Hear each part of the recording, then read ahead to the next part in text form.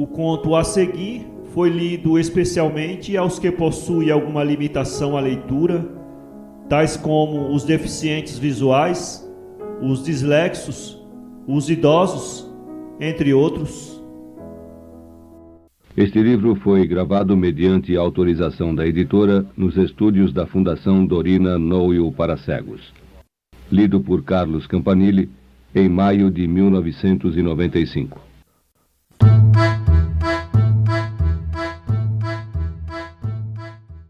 Tu és o homem.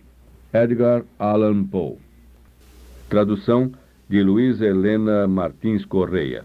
Pasta 4. Vou desempenhar agora o papel de Édipo para o enigma de Guizoburgo. Vou contar a vocês, como somente eu poderia contar, o segredo do intrincado mecanismo que tornou possível o milagre de Guizoburgo. O único, o verdadeiro, o reconhecido, o inquestionado e inquestionável milagre que pôs fim de uma vez por todas à deslealdade entre os guizoburgueses e converteu aos costumes rígidos das nossas avós todo e qualquer libertino que já tivesse se atrevido a ser cético. Esse acontecimento, que não me agradaria discutir num tom de inoportuna leviandade, ocorreu no verão de 18. O senhor Aparício Penagrande, um dos mais ricos e respeitáveis cidadãos do burgo, havia desaparecido há vários dias em circunstâncias que davam margem a fortes suspeitas de um crime. O senhor Penagrande tinha partido de Guizoburgo bem cedo, numa manhã de sábado, a cavalo, com a declarada intenção de ir até a cidade de Reticências, a uns 20 quilômetros de distância, e voltar ainda naquela mesma noite. Porém, 2 horas depois da sua partida, o cavalo voltou sem ele e sem os alforjes, que na saída lhe tinham sido amarrados ao lombo. O animal estava ferido e coberto de lama. Essas circunstâncias naturalmente causaram grande preocupação entre os amigos do desaparecido. E, na manhã de domingo, quando se verificou que ele ainda não tinha voltado, todo o burgo decidiu sair em massa e procurar o corpo. O primeiro e mais enérgico na organização dessa busca foi o melhor amigo do Sr. Penagrande, um certo Carlos Boaventura, ou, como era por todos chamado, Carlinhos Boaventura, ou seu Carlinhos Boaventura. Ora, se é apenas uma incrível coincidência, ou se é esse nome que exerce um sutil efeito sobre o caráter da pessoa, até hoje nunca fui capaz de dizer ao certo. Mas o fato é inegável.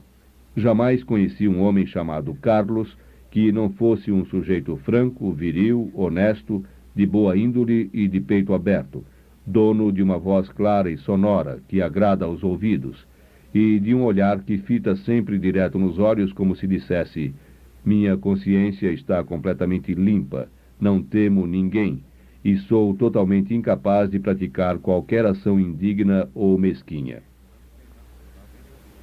E é assim que todos os figurantes sinceros e desinteressados, cavalheiros que enfeitam o palco com sua presença, muito provavelmente atendem pelo nome de Carlos. Ora, seu Carlinhos Boaventura, embora estivesse em Guizoburgo há não mais que uns 6 meses, se tanto, e embora ninguém soubesse nada a seu respeito antes de mudar-se para lá, não tinha encontrado a menor dificuldade em travar conhecimento com todas as pessoas respeitáveis do burgo. Não havia um desses cidadãos que não preferisse acreditar numa única palavra sua contra 1000 palavras de outro homem em qualquer situação. E quanto às mulheres, não havia no mundo favor que elas não lhe fizessem. E tudo isso vinha do simples fato de ter recebido o nome de Carlos no batismo e de possuir por isso mesmo aquele rosto franco que é proverbialmente a melhor carta de recomendação. Já disse que o Sr. Aparício Penagrande era um dos homens mais respeitáveis e, sem dúvida, o mais rico de Guizoburgo, e seu Carlinhos Boaventura era tão íntimo dele como se fosse seu próprio irmão. Os dois velhos senhores eram vizinhos e, embora o senhor Penagrande quase nunca ou nunca visitasse seu Carlinhos e, embora nunca se tenha ouvido falar que tivesse feito alguma refeição em casa do amigo, ainda assim, isso não impedia que os dois fossem extremamente íntimos, conforme já observei, pois seu Carlinhos nunca deixava passar um dia sequer sem ir umas 3 ou 4 vezes ver como ia passando o seu vizinho. E muitas vezes acabava ficando para o café da manhã ou para o chá, e quase sempre para o jantar. E, quanto à quantidade de vinho consumida pelos dois grandes amigos a cada reunião, isso é coisa realmente difícil de se dizer com exatidão. A bebida preferida de seu Carlinhos era o Chateau Margaux, e parecia fazer bem ao coração do Sr. Penagrande ver seu grande amigo entornar goela abaixo um copo atrás do outro. De modo que, certo dia, quando o vinho já estava dentro e o juízo, como consequência natural, um tanto fora, disse ele ao seu companheiro, dando-lhe uns tapinhas nas costas: "Vou lhe dizer uma coisa, Carlinhos, meu velho. Você é, sem sombra de dúvida, o sujeito mais cordial que eu já encontrei em toda a minha vida. Desde que vim para esse mundo. E já que você gosta tanto de entornar esse vinho assim, desse jeito, eu juro por tudo quanto é sagrado, que vou te dar uma caixa grande de Chateau Margaux, bem grande, de presente. Senão, quero cair morto neste instante." O Sr. Penagrande tinha o triste hábito de jurar e praguejar, se bem que era raro ir além do "quero cair morto neste instante", "que os demônios me levem", ou "que um raio caia na minha cabeça". "Quero cair morto", disse ele, "se eu não mandar um pedido para a cidade ainda hoje, de uma caixa tamanho família, do melhor que há na praça, e te dou de presente. Juro que vou pedir. E não precisa dizer nada agora, não. Vou pedir. Já disse. E ponto final. Pode esperar. Um dia desses, vai chegar às suas mãos, um belo dia, quando você menos estiver esperando. Menciono essa pequena amostra de generosidade por parte do Sr. Penagrande apenas para mostrar a vocês a profunda intimidade e entendimento que existia entre os dois amigos. Pois bem, na manhã do domingo em questão, quando se tornou evidente que alguma coisa muito séria tinha acontecido ao Sr. Aparício Penagrande, não vi ninguém mais profundamente abalado que seu Carlinhos Boaventura. Quando ficou sabendo que o cavalo tinha voltado para casa sem o dono e sem os alforjes do dono, todo ensanguentado com um tiro de pistola que lhe varou o peito de lado a lado, quase matando o pobre animal. Quando soube disso tudo, ficou tão pálido como se o desaparecido Aparício fosse seu próprio irmão ou mesmo seu querido e amado pai, e tremia e se agitava todo como se estivesse com um acesso de malária.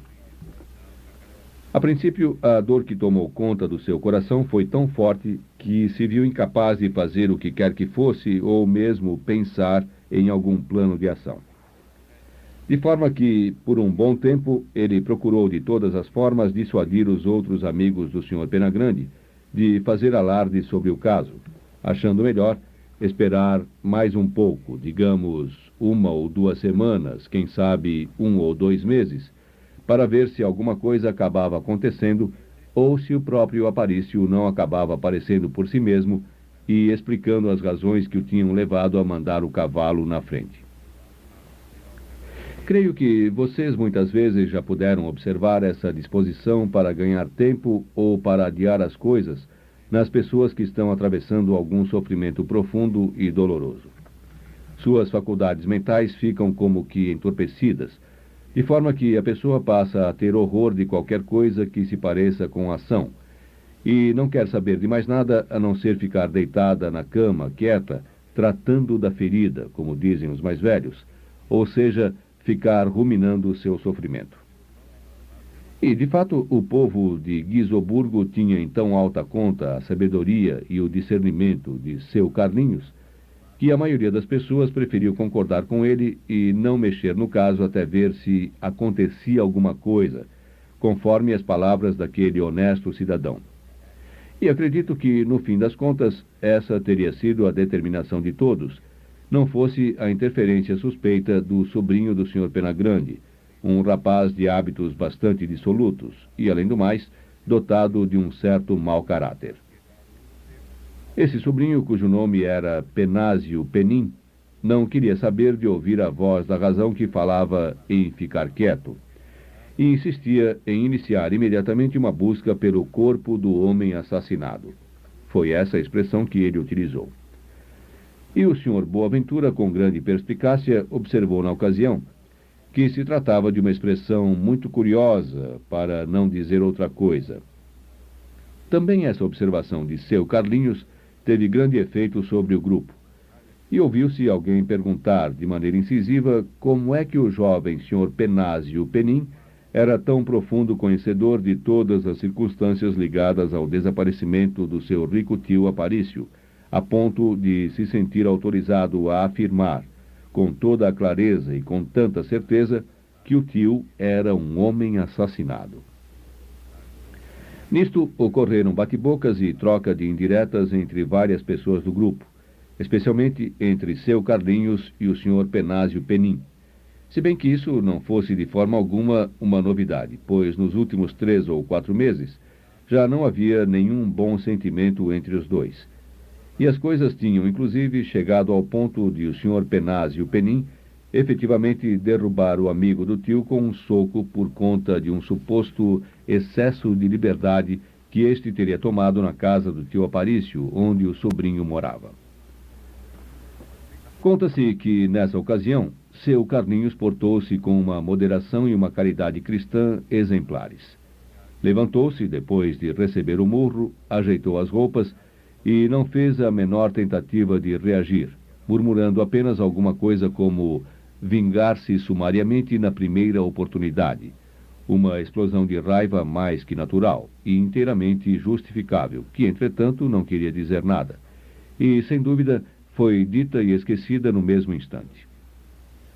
Fosse como fosse o caso, que, aliás, não diz respeito ao assunto agora em questão, o certo é que o povo de Guizoburgo, principalmente em virtude da persuasão do Sr. Penásio Penim, decidiu, afinal, dispersar-se por toda a região em busca do desaparecido Aparício.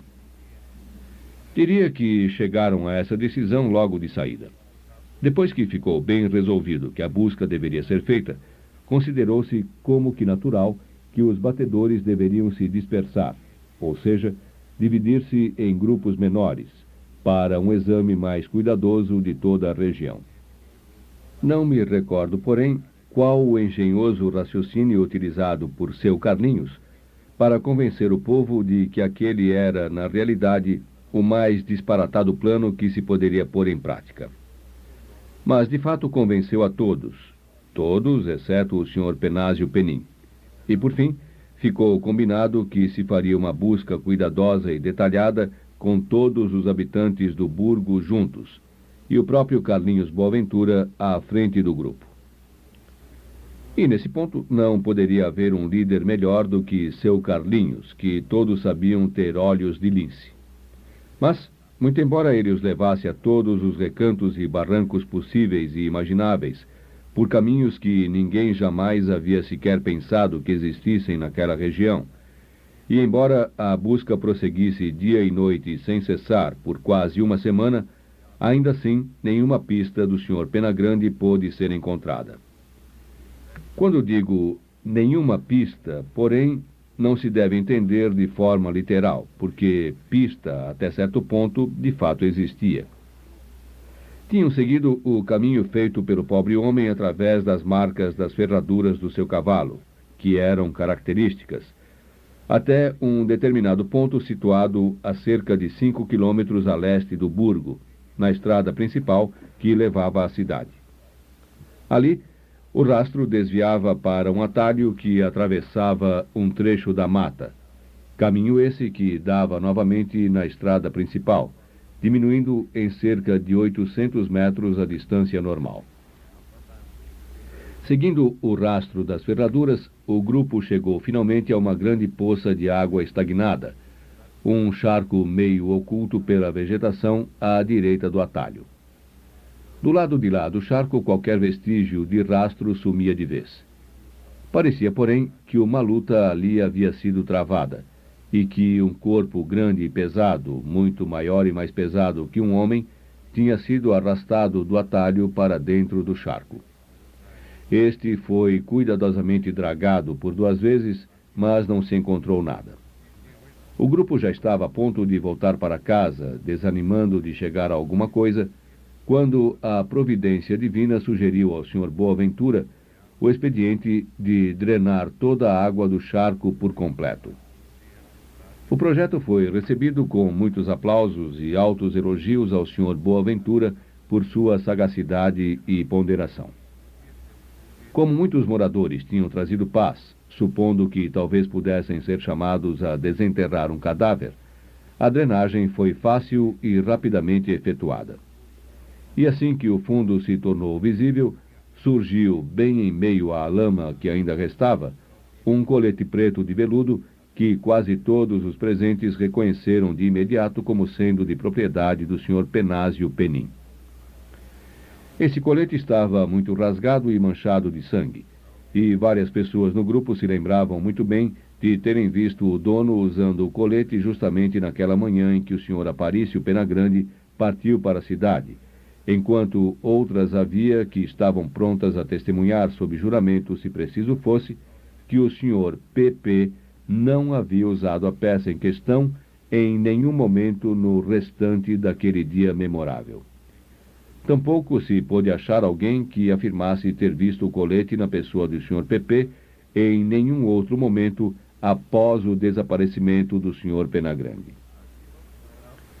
As coisas agora assumiam um aspecto muito sério para o Sr. Penásio Penin, e observou-se como uma confirmação indubitável das suspeitas levantadas contra a sua pessoa, que ele ficou extremamente pálido, e quando lhe perguntaram o que tinha a dizer em sua defesa, foi incapaz de proferir uma única palavra. Nisto, os poucos amigos que o seu modo de vida desregrado lhe havia deixado, abandonaram-no no mesmo instante, todos sem exceção. E mostraram-se até mesmo mais revoltados que os seus mais antigos e declarados inimigos, clamando por sua prisão imediata. Mas, por outro lado, a grandeza do Sr. Boaventura resplandeceu, ganhando, pelo contraste, o mais brilhante dos brilhos. Fez, então, uma defesa apaixonada e profundamente eloquente do Sr. Penásio Penin, na qual aludiu mais de uma vez ao fato de já ter ele mesmo concedido o seu sincero perdão àquele jovem rebelde, o herdeiro do grande Sr. Penagrande, pelo insulto que ele, o rapaz, tinha, sem dúvida, no calor do momento, julgado oportuno descarregar sobre ele Sr. Boaventura. E o perdoava, dizia ele, do fundo do coração. E, quanto a si mesmo, Sr. Boaventura, longe de levar a extremos as circunstâncias suspeitas que, lamentava dizer, haviam realmente se levantado contra o Sr. Penásio Penin, ele, Sr. Boaventura, faria todo e qualquer esforço que estivesse ao seu alcance e usaria de toda a humilde eloquência de que era dotado para suavizar, tanto quanto lhe permitia a sua consciência, os piores aspectos desse caso tão desconcertante. E assim o Sr. Boaventura prosseguiu por mais de uma meia hora, elevando ainda mais a reputação da sua cabeça e do seu coração. Mas as pessoas generosas raramente são coerentes em suas observações. Elas tropeçam em toda sorte de enganos, contradições e despropósitos, na ânsia desenfreada de servir a um amigo em dificuldades. De modo que, muitas vezes, com a melhor das intenções, acabam por prejudicá-lo muito mais do que ajudá-lo. E foi o que sucedeu no presente caso, com toda a eloquência de seu Carlinhos. Pois, embora se empenhasse ao máximo em defesa do suspeito, Ainda assim, o que aconteceu foi que, de uma forma ou de outra, cada sílaba por ele pronunciada, cujo objetivo direto não fosse o de exaltar o orador junto ao conceito do público, acabava tendo o efeito de intensificar ainda mais as suspeitas já ligadas ao indivíduo cuja causa ele advogava, e de despertar contra este a fúria da multidão. Um dos erros mais inexplicáveis cometidos pelo orador foi aludir ao suspeito como sendo o herdeiro do grande Sr. Pena Grande. Realmente, o povo nunca tinha pensado nisso antes. Lembravam-se apenas de certas ameaças de deserdá-lo, proferidas há 1 ou 2 anos pelo tio, que não tinha nenhum parente vivo, exceto o sobrinho. E, portanto, sempre tinham encarado essa possibilidade como um assunto encerrado. Tão pouco imaginativas eram as pessoas de Guizoburgo. Mas a observação de seu Carlinhos levou-os imediatamente a considerar este ponto e perceber que talvez as ameaças tivessem sido nada mais que ameaças. E assim, no mesmo instante, ergueu-se a questão natural do cui bono, questão que tendia, até mais do que o colete, a vincular o rapaz ao terrível crime. E aqui, para evitar qualquer mal-entendido, permitam-me divagar por alguns instantes apenas para observar que essa expressão latina, tão breve e simples que acabo de utilizar, é invariavelmente mal traduzida e mal interpretada. Cui bono, em todos os romances de primeira grandeza e em toda a parte nos romances da Sra. Gore, por exemplo, autora de Cecil, uma dama capaz de fazer citações em todas as línguas, do caldaico ao chickasaw, e que é auxiliada em seu aprendizado sempre que necessário por um plano sistemático de autoria do Sr. Beckford. Em todos os grandes romances, dizia eu, desde Bulwer e Dickens até Ainsworth e João da Silva, essas duas palavrinhas latinas, cui bono, são traduzidas como com que propósito, ou como se fosse quo bono, com que motivo. Seu verdadeiro significado, no entanto, é para benefício de quem? Cui, de quem? Bono, benefício. Cui bono é uma expressão puramente legal, aplicável precisamente a casos como este que temos agora em consideração, onde a probabilidade de alguém ser o autor do ato depende da probabilidade de que este ato beneficie este indivíduo ou aquele outro. Ora, no presente caso, a questão cui bono implicava com toda a clareza o Sr. Penásio Penin. O tio havia ameaçado, depois de fazer um testamento em seu favor, com a possibilidade de deserdá-lo. Mas a ameaça, na verdade, não foi cumprida. Ao que tudo indicava, o testamento original não tinha sido alterado. Caso tivesse sido alterado, o único motivo provável para o crime, por parte do suspeito, teria sido o de sempre: desejo de vingança. E mesmo este acabaria neutralizado pela esperança de cair novamente nas boas graças do tio. Mas com o testamento inalterado e a ameaça de alteração pairando sobre a cabeça do sobrinho, surgia de imediato o mais forte dos motivos para tal atrocidade. E foi essa a conclusão a que chegaram com extrema sagacidade os bravos cidadãos do burgo de Guizo. E assim, como era de esperar, o Sr. Penásio Penin foi detido na mesma hora, e o grupo, depois de mais algumas buscas, pôs-se em direção ao burgo, levando o prisioneiro. No caminho, porém, outra circunstância ocorreu que parecia confirmar as suspeitas já existentes. Viram o Sr. Boaventura, que com sua dedicação estava sempre um pouco à frente do grupo, dar de repente alguns passos apressados, agachar-se e apanhar na grama um pequeno objeto.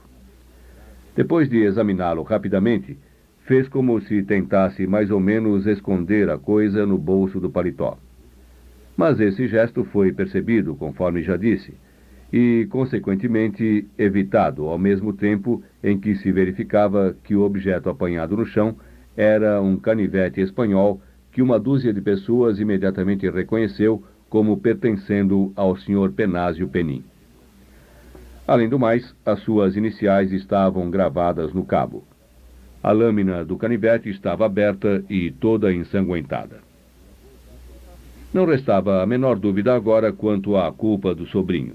E assim que chegaram a Guizoburgo, Penásio Penin foi levado à presença do juiz para responder ao interrogatório. Nesse ponto, as coisas novamente assumiram um aspecto extremamente desfavorável. Ao ser indagado quanto ao seu paradeiro na manhã do desaparecimento do Sr. Aparício Penagrande, o prisioneiro teve o desplante de confessar que, justamente naquela manhã, tinha saído com seu rifle para caçar veados, bem nos arredores do charco onde o colete manchado de sangue fora encontrado, graças à sagacidade do Sr. Boaventura. Este, então, deu alguns passos à frente do grupo e, com lágrimas nos olhos, pediu permissão para depor. Disse que um profundo senso de dever para com o Criador, e não menos para com os seus semelhantes, não lhe permitia mais permanecer em silêncio.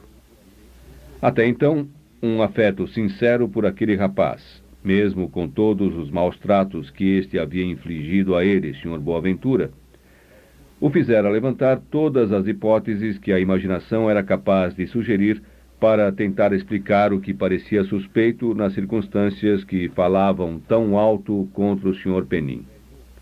Mas agora, essas circunstâncias eram todas tão convincentes, tão condenatórias, que ele não hesitaria nem mais um segundo. Iria contar tudo o que sabia, se bem que, com esse esforço, o seu coração, o do Sr. Boaventura, se partiria em 1000 pedaços. Pôs-se então a relatar que, na véspera da partida do Sr. Penagrande para a cidade, aquele ilustre cavalheiro havia mencionado ao sobrinho, na sua presença, dele, Sr. Boaventura, que o objetivo da sua ida à cidade na manhã seguinte era fazer um depósito de uma extraordinária soma em dinheiro no Banco da Lavoura e Comércio, e que, nessa mesma ocasião, o dito Sr. Penagrande comunicou claramente ao sobrinho a sua inapelável decisão de invalidar o testamento original e deixar o Sr. Penin depenado, sem um único tostão. Ele, a testemunha, fez então um apelo solene ao acusado para que este dissesse se aquilo que ele, testemunha, havia acabado de relatar era ou não a verdade em todos os seus pormenores substanciais. Para grande espanto de todos os presentes, o Sr. Penásio Penin admitiu abertamente que aquilo tudo era verdade. O juiz, então, achou que era de seu dever enviar 2 policiais para dar uma busca nos aposentos do acusado, na casa de seu tio. E dessa busca voltaram quase que imediatamente com a conhecida carteira de couro vermelho com rebites de aço que o idoso cavalheiro levava consigo há anos. Os valores que continha, no entanto, tinham sido subtraídos, e o juiz tentou, em vão, arrancar do prisioneiro uma confissão dizendo que fim havia dado a esses valores ou onde estavam escondidos. Obstinadamente, o rapaz negava saber qualquer coisa a esse respeito. Os policiais encontraram também, entre a cama e o saco de roupa suja do desaventurado jovem, uma camisa e um lenço de pescoço bordados com suas iniciais, ambos horrendamente manchados com o sangue da vítima. Foi nesse momento crítico que alguém anunciou que o cavalo do morto tinha acabado de expirar na estrebaria, em consequência do ferimento que havia recebido. E foi proposto pelo Sr. Boaventura que se fizesse imediatamente uma autópsia do animal, com o objetivo, se possível, de encontrar a bala.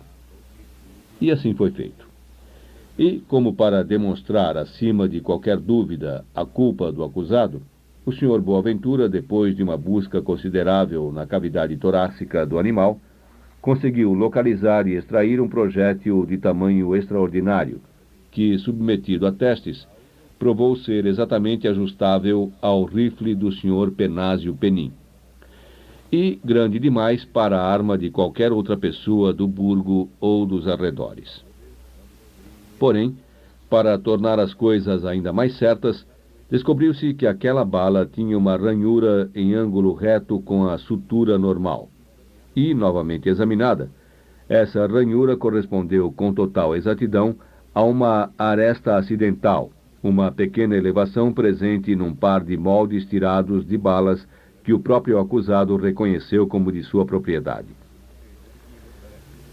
Com a descoberta daquela bala, o juiz recusou-se a ouvir qualquer outro testemunho e ordenou a prisão imediata do suspeito até o julgamento, negando-se terminantemente a aceitar qualquer fiança para o caso.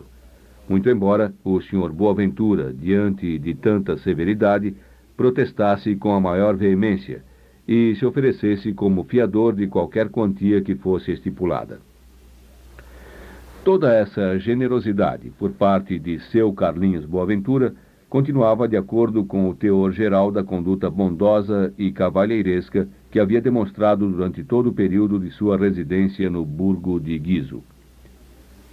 No caso presente, o bom homem foi de tal forma tomado pelo calor da sua compaixão que parecia ter se esquecido por completo, quando se ofereceu como fiador do seu jovem amigo, de que ele próprio, Sr. Boaventura, não possuía um único centavo em propriedades na face da terra.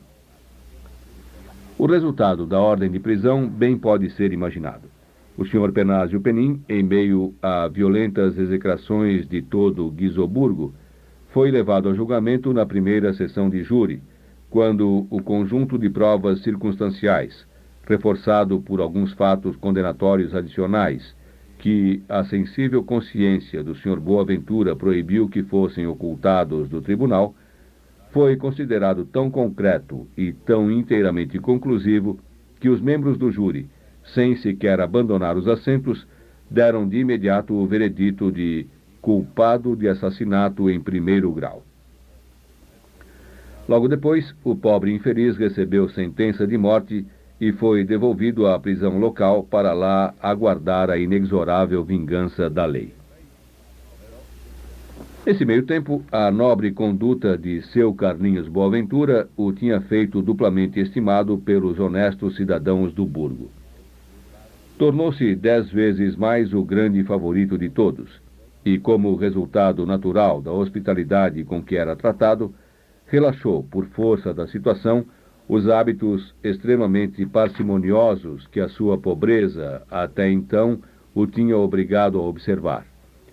E, com muita frequência, passou a oferecer pequenas reuniões em sua casa, onde a espirituosidade e a jovialidade reinavam supremas, esmorecendo um pouco, é claro, com a lembrança ocasional do desaventurado e melancólico destino que pairava ameaçador sobre o sobrinho do finado, o saudoso amigo do generoso anfitrião. Um belo dia, esse pródigo cavalheiro viu-se agradavelmente surpreendido com o recebimento da seguinte carta: Cidade de Reticências, 21 de junho de 1800, Reticências. Excelentíssimo Sr. Carlos Boaventura. Prezado Sr. Reticências. Conforme pedido transmitido à nossa firma há cerca de 2 meses por nosso estimado cliente, Sr. Aparício Penagrande, temos a honra de despachar esta manhã para o seu endereço uma caixa tamanho grande de Chateau Margaux, marca Antílope, selo violeta. Caixa numerada e marcada como indicado abaixo. Sem mais, subscrevemo-nos gratos pela preferência, lembrando a Vossa Senhoria que nossos serviços encontram-se sempre ao seu inteiro dispor. Atenciosamente, Barros, Matos e Charcos, Companhia Limitada. PS. A caixa chegará de trem um dia após o recebimento desta carta. Nossas lembranças ao Sr. Penagrande. B.M.I.C. Companhia Limitada. Chateau Margaux, A, número 1. 6 dúzias, garrafas, meia grossa. De BMIC Companhia Limitada, para o excelentíssimo Sr. Carlos Boaventura, Guizoburgo. O fato é que o Sr. Boaventura, desde a morte do Sr. Penagrande, havia perdido toda e qualquer esperança de algum dia vir a receber o prometido Chateau Margaux. E por isso mesmo encarou o fato que ocorria agora como uma espécie de dádiva especial da providência divina em seu favor. Ficou extremamente encantado, é claro, e na exuberância de sua alegria convidou um grande número de amigos para um singelo jantar no dia seguinte, com o propósito de abrir o presente do saudoso Aparício Penagrande. Não que dissesse alguma coisa a respeito do saudoso Aparício Penagrande ao fazer os convites. O fato é que ele pensou bastante e concluiu que era melhor não dizer absolutamente nada. Não mencionou nada a ninguém, se bem me recordo, quanto a ter recebido o Chateau Margaux de presente. Apenas pediu a seus amigos que fossem à sua casa e o ajudassem a beber um vinho nobre, de excelente qualidade e agradável bouquet, que tinha mandado buscar na cidade há uns 2 meses e que iria chegar no dia seguinte. Muitas vezes indaguei a mim mesmo por que foi que seu Carlinhos chegou à conclusão de que era melhor não revelar que tinha recebido o vinho de seu velho amigo, mas nunca pude entender exatamente a razão do seu silêncio, se bem que alguma razão, nobre e excelente sem dúvida, ele deveria ter. E o dia seguinte, enfim, chegou, e com ele um enorme grupo de pessoas altamente respeitáveis à casa do Sr. Boaventura. Na verdade, metade do burgo estava lá, eu mesmo entre os presentes. Mas, para grande embaraço do anfitrião, o Chateau Margaux só chegou muito mais tarde, quando os convivas já tinham feito jus à suntuosa ceia oferecida por seu Carlinhos. Mas finalmente chegou. Uma caixa imensa, diria até monstruosa, e, como todo o grupo estivesse de muitíssimo bom humor, decidiu-se, por unanimidade, que a caixa seria colocada sobre a mesa e imediatamente destrinchada. Dito e feito.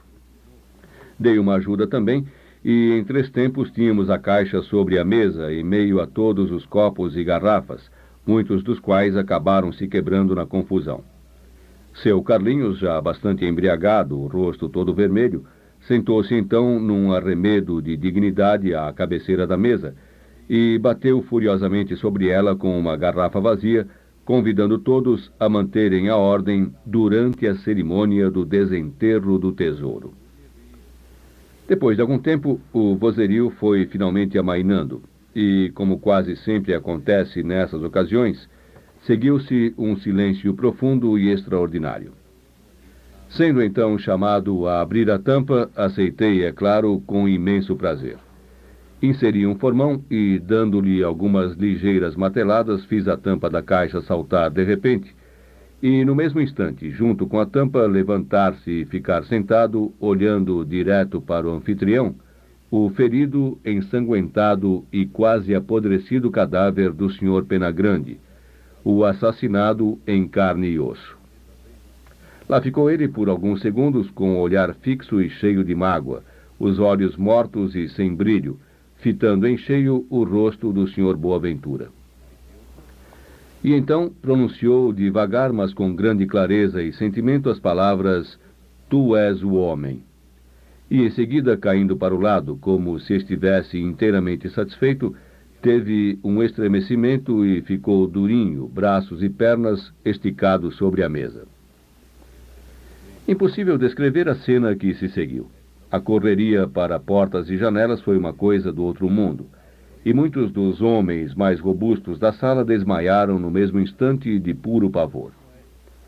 Mas depois da primeira explosão de terror, com gritos e berros desenfreados, todos os olhares se voltaram para o Sr. Boaventura. Mesmo que viva 1000 anos, jamais esquecerei a mais que mortal agonia que se estampou naquele seu rosto fantasmagórico, antes tão rubro de vinho e de triunfo. Durante vários minutos permaneceu sentado, rígido como uma estátua de mármore. Seus olhos, tão vago era o seu olhar, pareciam ter-se voltado para dentro, absortos na contemplação da sua própria alma, miserável e assassina.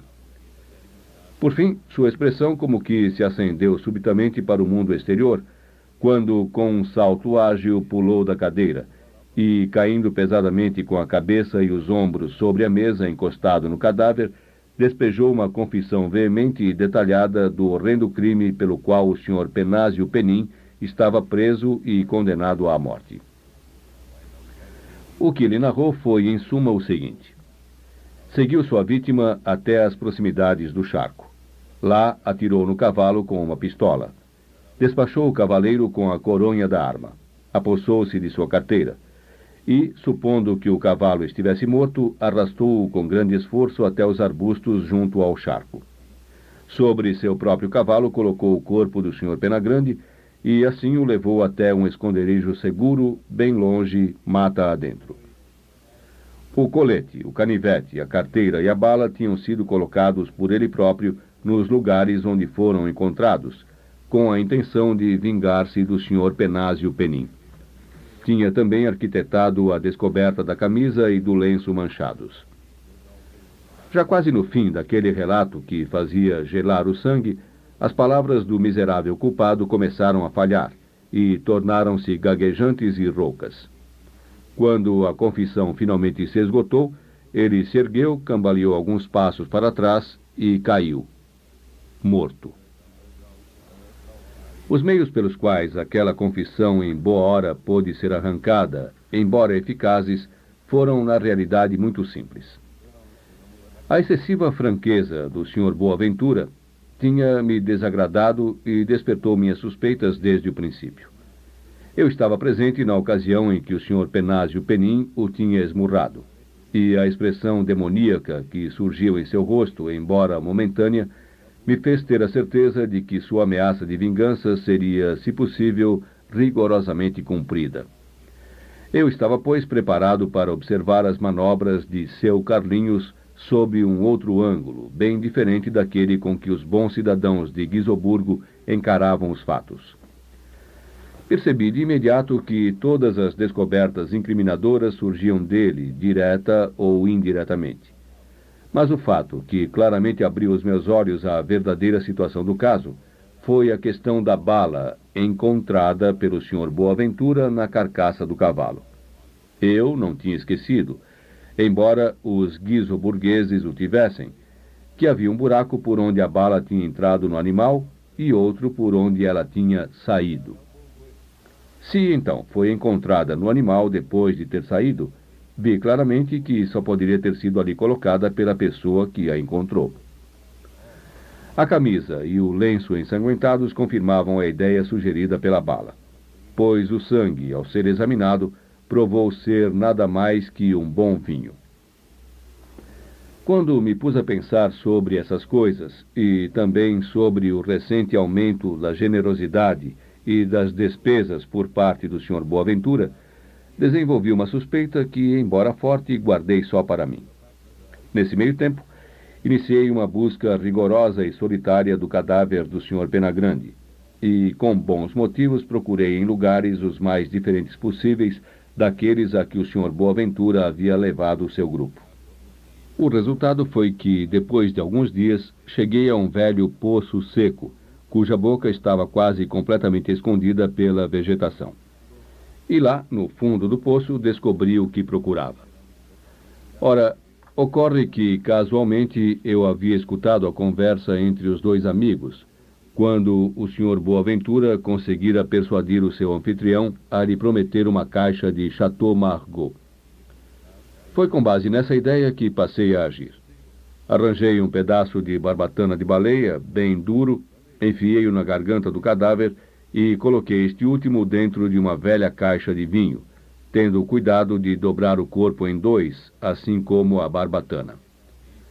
Para tanto, tive que fazer forte pressão sobre a tampa para mantê-la fechada enquanto batia os pregos. E previ, é claro, que assim que estes fossem retirados, a tampa saltaria para fora e o corpo para cima. Tendo assim preparado a caixa, marquei, numerei e enderecei a mesma conforme já foi dito. Escrevi então uma carta em nome dos fornecedores habituais do Sr. Penagrande e dei instruções ao meu criado para que levasse a caixa até a porta do Sr. Boaventura num carrinho de mão a um dado sinal meu. Quanto às palavras que pretendi que fossem ditas pelo cadáver, confiei nas minhas habilidades de ventríloco. E, quanto ao efeito dessas palavras, contava com a consciência do miserável assassino.